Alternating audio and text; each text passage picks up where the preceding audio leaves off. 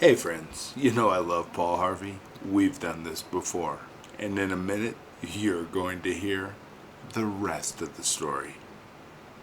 There was once a man, a fierce, driven, brilliant man. But I won't give you his name. Not yet. He was the kind of man whose mind cut like a blade. Sharp, disciplined, trained by the finest scholar of his time. He could argue a point until his opponents ran out of words, and then he'd keep going.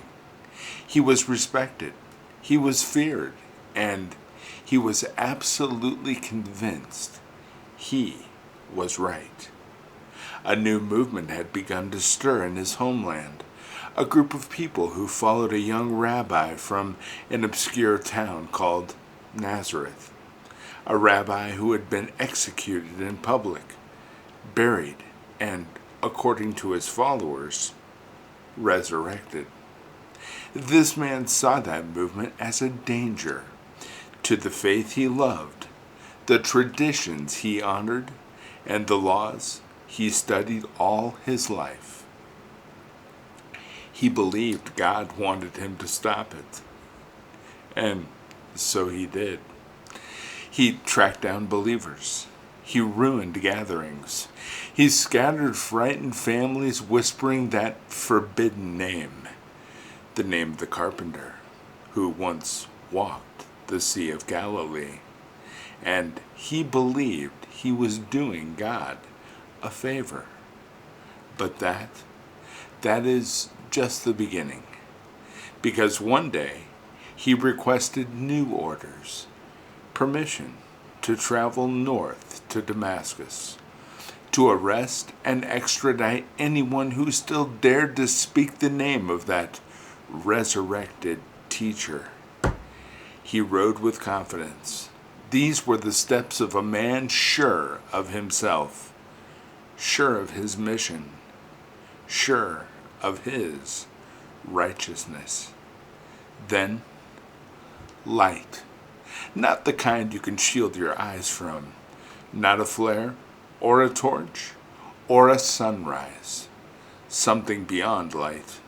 Something holy. It knocked him to the ground. And while he was lying there in the dust of that road, a voice spoke. Not around him, but into him. Why are you persecuting me? The man, trembling, could only whisper, Who are you, Lord? And then came the reply that tore his world in half. I am Jesus. The very name he fought against. The very name he thought was a threat. The very name he hoped to erase was now the voice speaking to him from glory. When he tried to open his eyes, he could see nothing. The world had gone dark.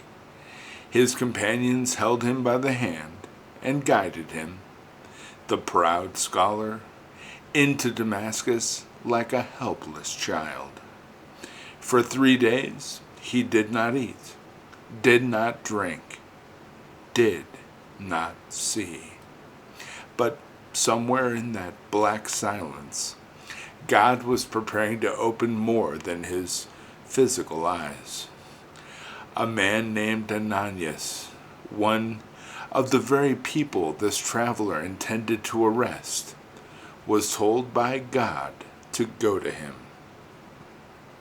Ananias, understandably reluctant, replied, Lord, this man has done great harm. But God spoke again. He is a chosen instrument of mine. So Ananias went. He placed gentle hands on the blinded man and spoke words of mercy. Brother, the Lord Jesus has sent me so that you may see again. And in that moment, something like scales fell from the man's eyes. Light flooded back in, but a different kind of sight, a deeper, truer kind. had already taken hold. He rose. He was baptized. He was forever changed. And the man who once vowed to silence the followers of Jesus became the greatest voice to proclaim him. The persecutor became the preacher. The hunter became the herald. The enemy became the apostle. And now you know the rest of the story. Because that man, that brilliant, driven, relentless man, was Saul of Tarsus, the one the world would come to know as Paul.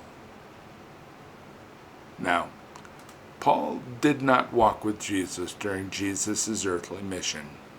Paul never traveled with him, never sat in a boat with him, never heard the Sermon on the Mount in person, never saw the miracles with his own eyes before the resurrection. Paul first encountered Jesus after the resurrection, like you and me.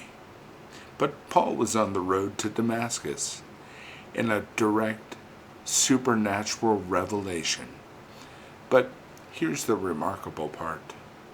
Paul was so transformed, so filled with the Spirit, so overwhelmed by the truth of that encounter, that he became one of the most influential voices in Christian history, without ever walking beside Jesus in Galilee.